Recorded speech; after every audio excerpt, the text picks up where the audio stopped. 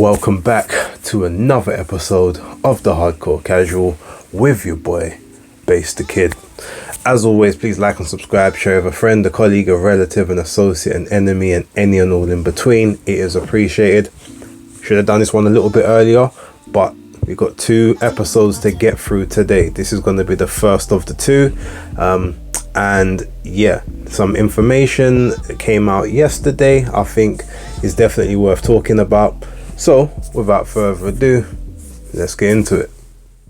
So the Sky Sports boxing schedule has come out thus far for the first couple of months of 2024, and it starts off, I guess technically obviously it's 2023 card, but it will be Naoya Inoue versus Marlon Tapales taking place in the morning of Boxing Day for us. So we're talking, I think 6 or 7 a.m. in the morning. Undisputed fight taking place at 122 pounds, super bantamweight. I'm looking forward to it, and Inoue looks like he could be what would it be, 2-weight undisputed? Is it the same? No, he beat Butler was last year December. So I mean, technically it will still be 2-weight undisputed within a 12-month period, but just not within the calendar year. But either way, if he does it, it's a very, very strong achievement. And then we do have to have that conversation about whether or not he's able to leapfrog Terence Crawford in terms of the number 1 consensus pound for pound boxer in the world today. It's one of those ones where, I mean, if you say it's Inoue, then realistically people can't argue. But then if you say it's Crawford, there's still a point of view to say, well, people still can't argue because he has done a lot, and obviously he was the first 2-weight undisputed.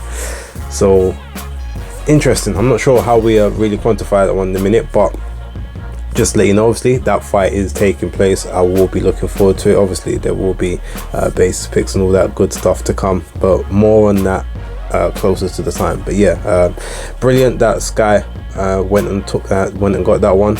But it will be, yeah, we'll leave it there and we'll just see what happens with that one moving forward. So the second of the announcements that came from Sky Sports and Boxer is, I mean, look, it's probably the worst kept secret within the industry at this point. I mean, it had been rumored for about a month and a half, 2 months ago. To be honest, it was announced realistically the very last time that Michaela Mayer was in the ring, which I think was the it wasn't the Lucy Wildheart fight. It was the fight after that with the Italian lady. Can't remember her name off the top of my head. They basically said then and there, yeah, let's run it. So on the 20th of January in Liverpool, I think it's the M&S Bank Arena, that will be the IBF welterweight championship bout between Natasha Miss GB Jonas and Michaela Mayer. Another that's a really good fight, and there's a lot of intrigue in it. Like, Michaela Mayer is the naturally taller, rangier person, but I don't know if you could say she's the naturally bigger. I mean, she had been at 130 for quite a period of time. Natasha has been well outside of that weight class for about 3.5 years now, and she's been campaigning as heavy as 154, been fighting, you know, girls that are up and around that weight. So it will be very interesting to find out exactly how that one plays out. I've got my thoughts on it, but as you guys know, they won't be given here up until Basis Picks does sort of come into fruition in the new year. But in terms of a fight to end off the Capricorn season, I mean, it's going to be an interesting one. I think also on that card, what's his name, Jack Cullen is facing Zach Chelly. I can't remember if that's a rematch. I swear that they fought before in the past, but either way, both of them have had pretty good, sort of, they've had really good rebirths of their careers over the last sort of year and a half, especially with Zach Chelly beating what's his name, Anthony Sims Jr., which was, I don't think most people was expecting that to happen. You know, Cullen, I think he was on the Queensbury card the last time he came out, and he wasn't expected to be the victor.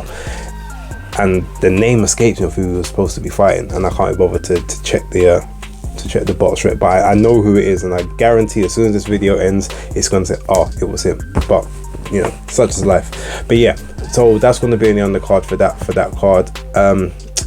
Overall, I mean, look, it's, in terms of non-pay-per-view stuff, shaping up pretty nicely. Liverpool is definitely going to be the Lions then for Michaela Mayer, and it will be interesting to see how she copes with that. I mean, you know, sort of the last big fight she had over here, it was neutral, realistically, because it was her and Alicia Baumgardner, and Michaela Mayer did kind of have the home field advantage because she had been doing a lot of comms and stuff in the UK. So it's going to be interesting to see how she deals with an atmosphere that's not going to be pro her this time, and no matter how much she tries to ingratiate herself to that public and to that audience, they're not going to choose her over Jonas, even if you want to look at certain similarities towards her that Jonas doesn't have, and that I still don't think that's going to play enough of a factor in this one. But I'm interested to watch it, and yeah, finally booked in, and we will see how we go with that one moving forward.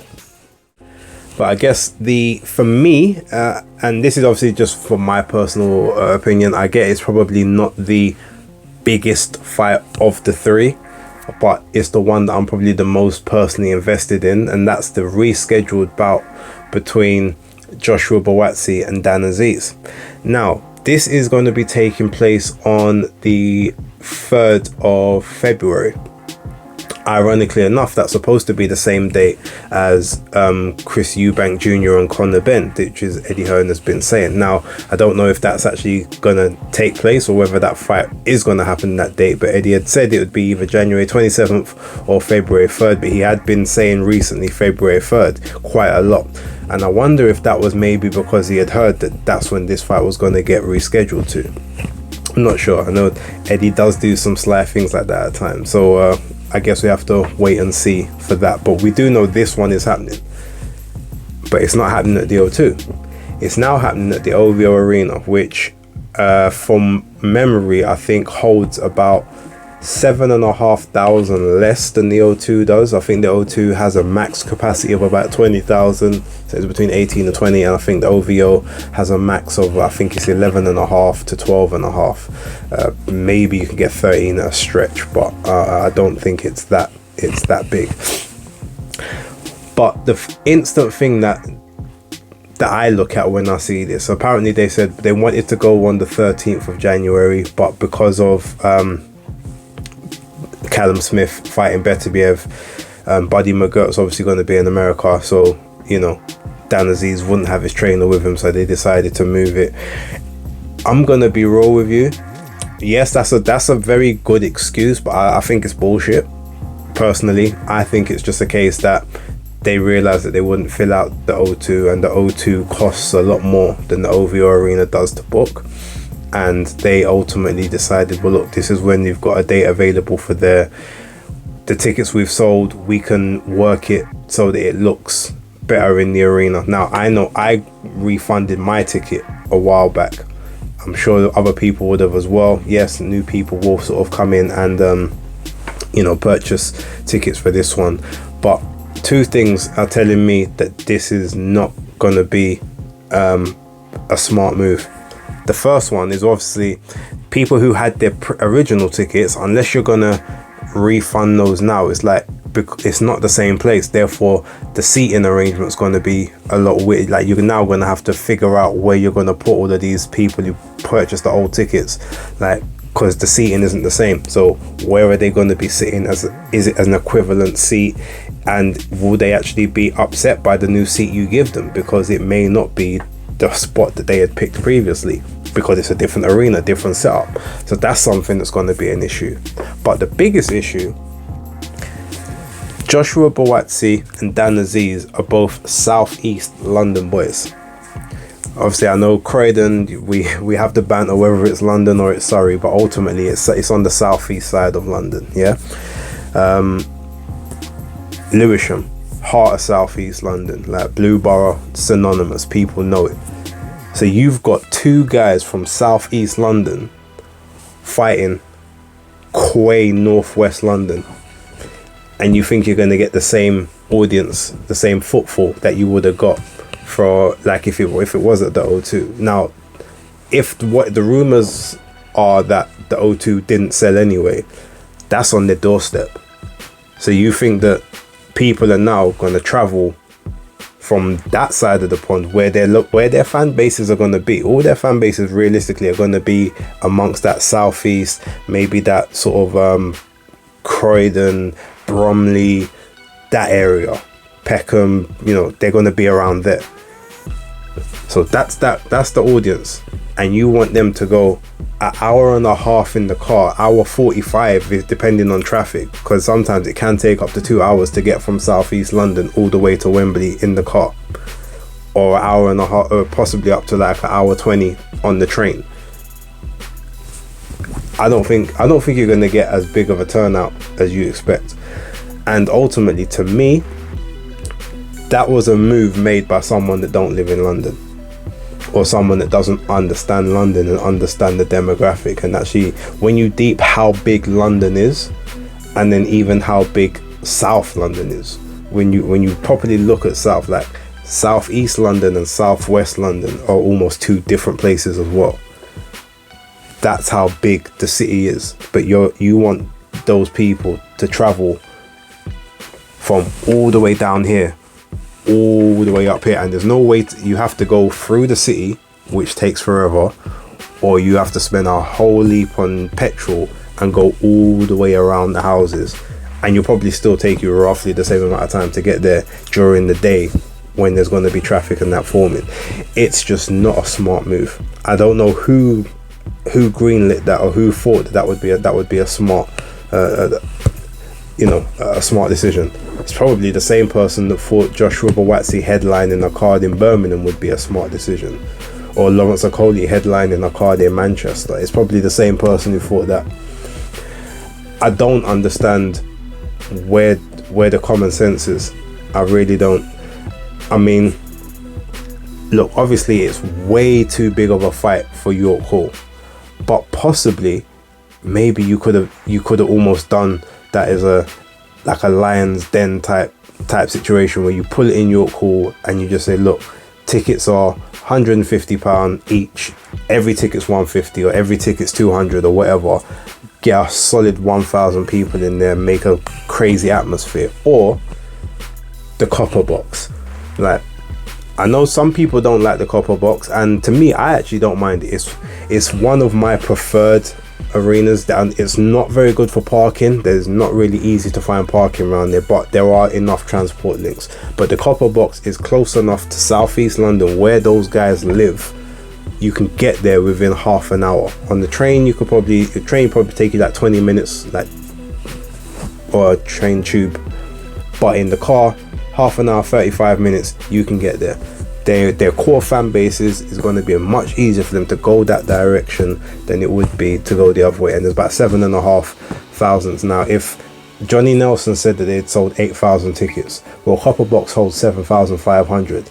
I know for a fact at least 1,000 people return their tickets when they were able to. So if that means that there were 7,000 tickets left, you put those 7,000 people in the Copper Box, you've got a sold out arena. Now, I don't know if there's a reason why you can't have the Copper Box, or if it's only contracted to BT Sports or TNT Sports, programming, because it only really seems to be Frank Warren that uses it these days. But that being said, to me, that makes the most sense. That's where you have it if you can't have it in the O2. What about even maybe the Indigo? I'm sure you could have sorted that out, maybe put 3,000 people in there. I'm not sure. I get some of those are different, sort of they're a bit different, they're a bit out there, they're not necessarily the done thing. I get that. But in terms of this decision, look, I'm happy the fight's back on, I do have a difference of opinion as to how I think it's going to go now, but we'll talk about that closer to the time. But in terms of just the optics, like the reception and how I see things going, you might be able to mask the lack of numbers a bit better in the OVO at this point. But to me, that is the biggest mistake. Sending 2 guys from Southeast London to go and fight in Northwest London, the furthest part of Northwest London as well, when their core fan bases are not anywhere near that area, and you're asking people not only to spend the money on the tickets but to do the traveling as well.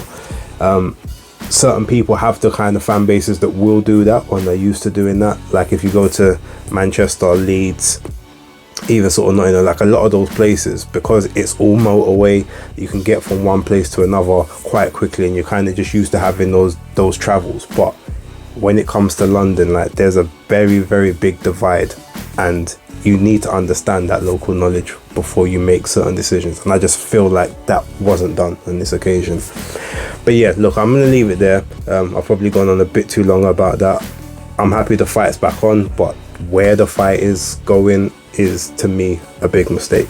But that being said, leave your comments down below. Let me know what you think. Maybe I'm overreacting, maybe I'm chatting shit, I don't know. But I'm gonna get to work on a second video to upload, and then yeah, we will take it from there. Got a big press conference to go to in a few hours, so definitely got to get that one sorted out as well. But for right now, thank you very much for watching. That's the Hardcore Casual out.